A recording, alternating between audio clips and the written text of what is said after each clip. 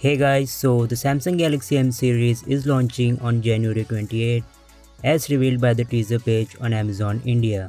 This page reveals the full design of the phone and it shows the defining features of the new lineup. The M series phones will have a display with a teardrop notch, or as Samsung calls it, Infinity V display.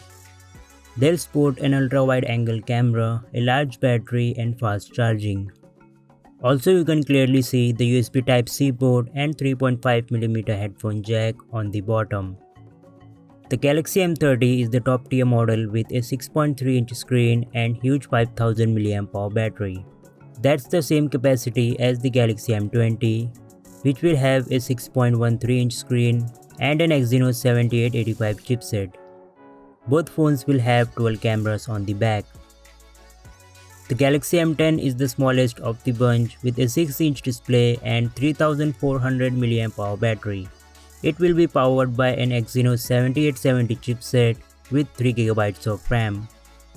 The expected prices are 10,000 rupees for the M10 and 15,000 for the M20, which calculates around $140 and $210 respectively. The phones will be available exclusively online.